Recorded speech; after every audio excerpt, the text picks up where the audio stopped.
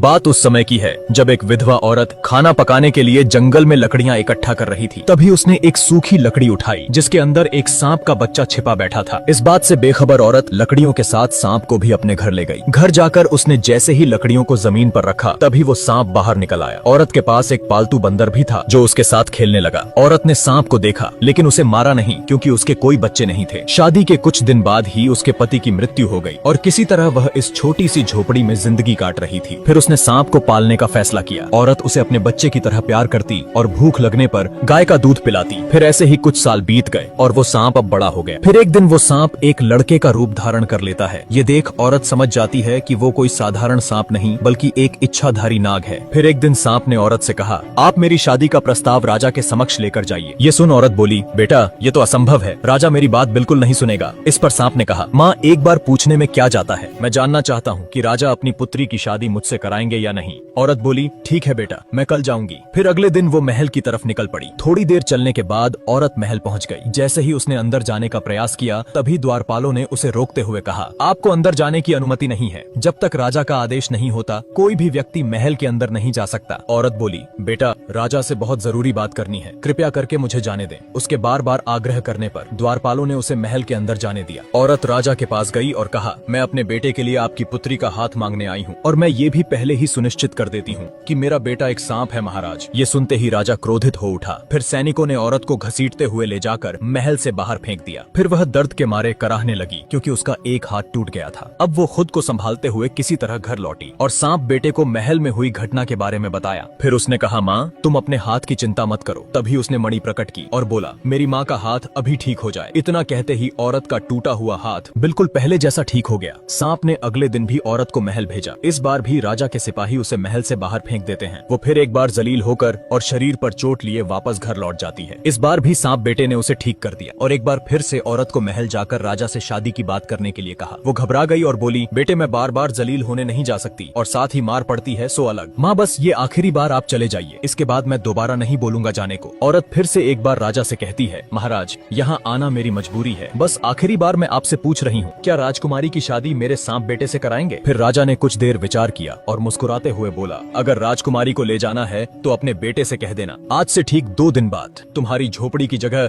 वहाँ एक विशाल महल होना चाहिए जो हमारे महल से साफ नजर आए और उस महल के सामने 1000 हाथी और 400 घोड़े हमारे स्वागत के लिए खड़े होने चाहिए। राजा की बात सुन वो हैरान रह गई। इस बार सैनिकों ने उसे इज्जत से जाने दिया। इस बात की खुशी औरत के चेहरे पर साफ दिख रही थी। घर जाकर उसने बेटे से कहा, महल और हाथी घोड़े की बात कर रहा था राजा। माँ बस इतनी सी इच्छा है राजा की, ये तो बहुत आसान है, तुम चिंता मत करो, कल सुबह ही इंतजाम हो जाएगा। फिर आधी रात को सांप घर से बाहर निकला और मणि हाथ में लेकर बोला, मेरी ये छोटी सी झोपड़ी एक विशाल महल में बदल जाए और महल के सामने 1000 हाथी सहित 400 घोड़े मेरी सेवा में उपस्थित हो जाएं। इतना बोलते ही जगमगाता हुआ स्वर्ण से बना महल झोपड़ी की जगह खड़ा हो गया और 1000 हाथी सहित 400 घोड़े भी स्वागत के लिए तैयार थे। फिर अगली सुबह राजा को उसकी पत्नी जगाते हुए बोली, उठिए चलकर देखिए बाहर क्या हो रहा है। उसने बाहर जाकर देखा तो स्वर्ग जैसा महल उसके ठीक सामने नजर आ रहा था, जिसे देख राजा की आंखें फटी की फटी रह गईं और उसने अपनी पत्नी से कहा, असंभव, अविश्वसनीय, ये कैसे हो सकता है, रातों रात कोई महल कैसे बनकर तैयार हो गया, क्या ये मेरी आंखों का धोखा तो नहीं? पत्नी बोली, राजन ये कोई आंखों का धोखा नहीं, अपितु एक असली महल हमारे सामने नजर आ रहा है। फिर राजा जोर जोर से रोने लगा और अपनी पत्नी को उस घटना के बारे में बताया। यह सुन पत्नी भी रोने लगी क्योंकि वचन के मुताबिक अब उनकी इकलौती पुत्री को सांप से शादी करनी होगी। दूसरी तरफ सांप तैयार होकर राजकुमारी से शादी करने के लिए घर से निकल पड़ा और साथ ही हाथी घोड़े की बारात भी पीछे पीछे चल रही थी। राजकुमारी ने भी बिना चेहरा देखे उससे शादी कर ली। फिर राजा ने भारी मन से अपनी बेटी को विदा किया। फिर जैसे ही वो अपनी पत्नी को देखने के लिए कमरे में दाखिल होता है कि तभी उसका आधा शरीर सांप जैसा देख राजकुमारी घबरा गई और चिल्लाते हुए बाहर की तरफ भागी। फिर चारों तरफ एक दिव्य रोशनी का प्रकाश फैल गया और सांप रूप बदलकर अपने वास्तविक शरीर को धारण कर लेता है, जो कि एक बेहद ही सुंदर युवक लग रहा था। इस रूप में राजकुमारी सांप को देखकर हैरान रह गई। फिर उसने राजकुमारी से कहा,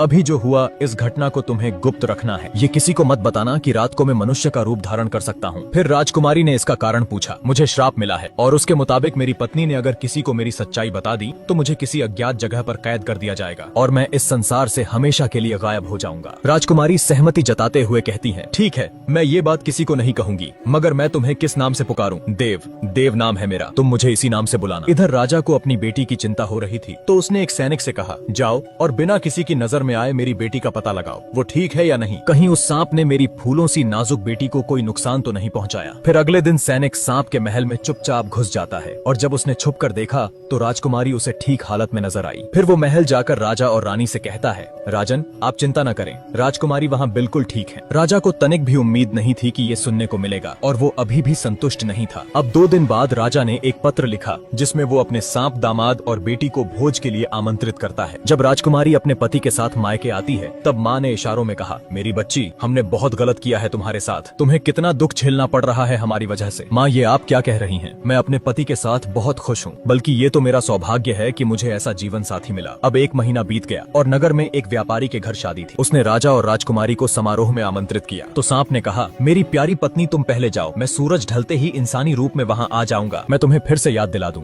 ये बात किसी से कहना नहीं कि मैं दिन में सांप और रात में एक मनुष्य का रूप ले सकता हूँ। इस बात का ध्यान रहे, नहीं तो तुम्हें पता है कि इसका अंजाम क्या होगा मेरे साथ। पति के कहे अनुसार राजकुमारी उस भव्य समारोह में अकेले ही चली जाती है। अब सूरज ढलते ही सांप ने अपना रूप बदला और वह भी निकल पड़ा। फिर जैसे ही वो समारोह में पहुंचता है उसके चेहरे का तेज देखकर लोगों की आंखें खुली की खुली रह गईं। सबके मन में बस एक ही विचार चल रहा था कि इतना सुंदर युवक आखिर कौन है। इधर राजकुमारी बैठी अपने पति को देख रही थी कि तभी उसकी माँ वहाँ आकर बोली, बेटी तुमने देखा ना कितना सुंदर युवक है। सबकी निगाहें बस उसी पर टिकी हैं। काश दामाद जी सांप ना होकर ऐसा ही कोई सुंदर युवक होते। माँ की बात उसे कांटे की तरह चुभी और क्रोधित होकर राजकुमारी बोली, माँ आप मेरे पति को ताना मारना बंद कीजिए और जिस सुंदर युवक को आप देख रही हैं वह कोई और नहीं बल्कि मेरे पति है और उनका नाम देव है। उसके इतना बोलते ही देव वहाँ से अदृश्य हो गया जैसे वह कभी था ही नहीं। ये देख राजकुमारी घबराकर अपने सांप पति को तलाशने लगती है मगर उसे वो कहीं नजर नहीं आता। पति के ना मिलने पर अब वो जोर जोर से रोने लगी। ये देख माँ ने कहा,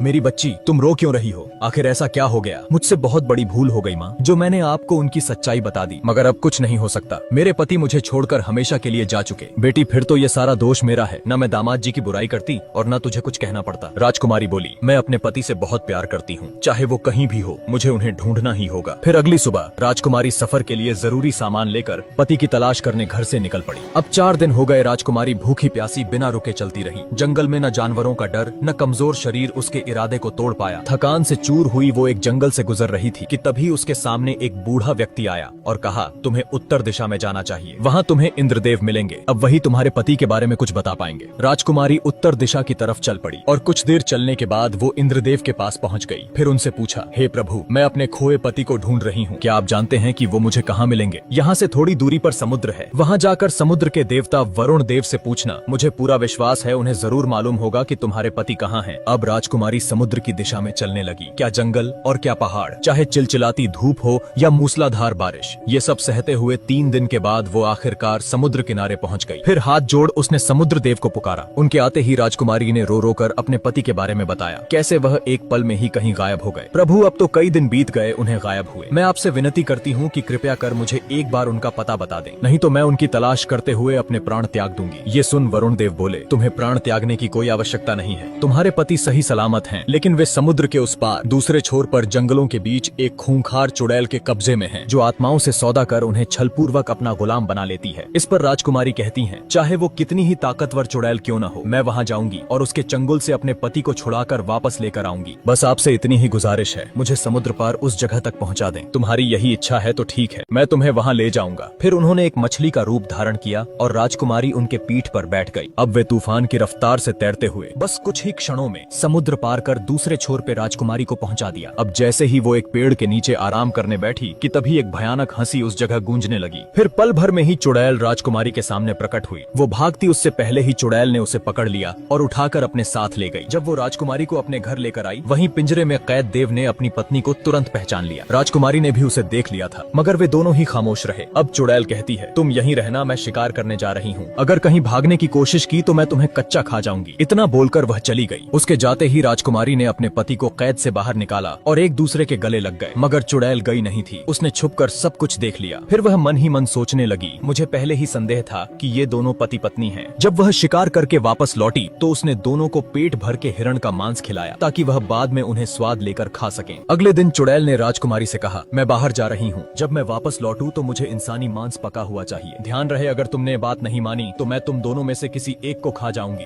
ये सुन बेचारी घबरा गई। अब वो सोच में पड़ गई कि इंसानी मांस कहाँ से लाया जाए। पत्नी को चिंता में देख देव ने पूछा, तुम इतनी परेशान क्यों हो? चुड़ैल ने मुझे इंसानी मांस पकाने का आदेश दिया है, अगर ऐसा नहीं किया तो वह हम दोनों में से किसी एक को खा जाएगी। देव ने कहा, तुम चिंता मत करो, मैं गोश्त का इंतजाम करता हूँ। अब वो जंगल गया और एक बारहसिंघे का शिकार कर उसे घर ले आया और उसे कई टुकड़ों में काटकर देव ने मांस में अपने खून की कुछ बूंदें मिलाकर उसे अच्छे से पका दिया। शाम को चुड़ैल जब घर आई तो उसने कहा, क्या तुमने मेरे खाने का बंदोबस्त किया? राजकुमारी बोली, हाँ, जैसा तुमने कहा था मैंने अपना काम पूरा किया। जब उसने मांस चखा तो सोचने लगी, ये कमजोर सी दिखने वाली लड़की आखिर इंसानी मांस कहाँ से लेकर आई? मुझे लगता है इसके पति ने ही कुछ किया होगा। अगले दिन चुड़ैल ने फिर से कहा, मैं जा रही हूँ और जब मैं वापस लौटूं तो एक बर्तन इंसानी खून से भरा हुआ चाहिए। अब उसने अपनी एक उंगली काटी, ये सोचकर कि वो अपने खून से बर्तन को भर देगी। जब उसका पति वहाँ आया तो पत्नी का हाथ खून में सना हुआ देख वो बोला, तुम्हारे हाथ में चोट कैसे लगी? देखो कितना खून बह रहा है। तब राजकुमारी ने रोते हुए कहा, चुड़ैल ने खून से भरा एक बर्तन मांगा है और चेतावनी दी है कि अगर मैंने ऐसा नहीं किया तो अंजाम अच्छा नहीं होगा। तुम कितनी नादान हो जो अपने खून से बर्तन भरने चली। अगर तुमने अपने शरीर का एक एक बूंद खून भी निकाल लिया तब भी ये बर्तन नहीं भरेगा। तुम जाओ अपने हाथ का खून रोको और ये काम मुझ पर छोड़ दो। फिर वो जंगल गया और एक जंगली सुअर का शिकार कर उसे घर ले आया और सुअर के टुकड़े कर उसके खून से बर्तन को पूरा भर दिया। चुड़ैल जब वापस घर लौटी तो उसने कहा, क्या तुमने वो काम किया जो मैंने कहा था? राजकुमारी बोली, हाँ, बर्तन भरा हुआ रखा है। जब चुड़ैल ने खून चखा तो उसे बिल्कुल भी शक नहीं हुआ कि वो किसी जानवर का खून है। उसने सोचा, लड़की इतना खून कहाँ से ले आई? जरूर ये काम भी उसके पति का ही होगा। मैं उसे अब छोड़ूंगी नहीं। अब चुड़ैल को एक बहाना चाहिए था वीर को खाने का। फिर वह राजकुमारी से बोली, मैं बाहर जा रही हूँ, जो आदमी वहाँ कैद है मेरे वापस लौटने से पहले तुम उसे मार देना। अब ये बात उसने अपने पति वीर को बताई। वीर ने कहा, तुम घबराओ मत, आज इस चुड़ैल को मैं खत्म कर दूंगा। अब वो अपना रूप बदलकर एक बूढ़ा इंसान बन गया और एक कुल्हाड़ी लेकर जंगल में लकड़ी काटने निकल पड़ा। इधर चुड़ैल जंगल में शिकार तलाश रही थी। तभी उसने महसूस किया कि कोई इंसान आसपास ही है और उसकी गंध का पीछा करते हुए वह बूढ़े वीर तक आ पहुंची और उसके पास जाकर बोली, ए बूढ़े इंसान, तुझे डर नहीं लग रहा जो तू मेरे जंगल से लकड़ियां काटने की गुस्ताखी कर रहा है? इसके लिए मुझे क्षमा करे, मैं तो बस एक जवान लड़के के लिए ताबूत बना रहा हूँ। चुड़ैल ने पूछा, आखिर कौन था वो जिसकी मृत्यु हुई? था एक नौजवान जिसकी पत्नी ने ही उसे चाकू से मार दिया। ये सुनकर चुड़ैल बहुत खुश हुई। उसने सोचा, आखिर लड़की ने खुद की जान बचाने के लिए अपने पति को मार दिया। लगता है मुझसे गलती हो गई, ये ताबूत मैंने उसके कद से छोटा बना दिया, अब मुझे दूसरा बनाना पड़ेगा। तभी चुड़ैल बोली, मैं इसमें लेट कर देखती हूँ क्योंकि वो मेरे ही कद का था, मैं उसे जानती थी। जैसे ही वो उसमें लेटी, वीर ने तुरंत ताबूत को बंद कर उसमें आग लगा दी। देखते ही देखते चुड़ैल ताबूत के साथ जलकर भस्म हो गई। अब वीर श्राप से मुक्त होकर अपनी पत्नी के साथ वहाँ से चला गया।